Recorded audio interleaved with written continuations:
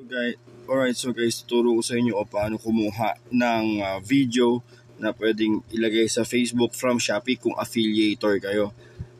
Kunin nyo lang, open nyo lang yung Shopee ninyo, Shopee app.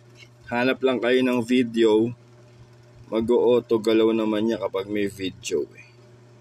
Ayan, kunyari ito, ayan. Yan. Click nyo lang yan.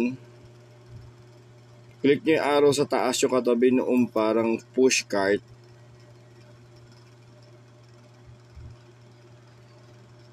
Yung sa akin, nilalagay ko muna sa my collection para kunyari hindi nawawala.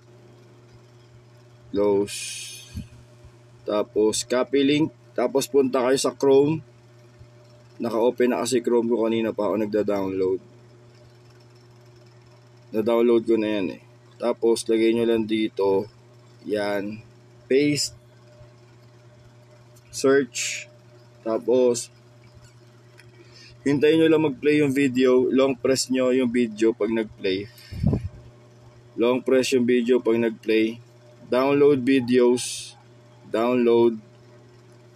Hayaan nyo lang mag-check. Okay, file downloaded. Punta kayo sa Facebook ninyo. Kunin nyo pala muna yung info. Copy info. Para di na kayo magta-type ng information about sa binibenta ninyo.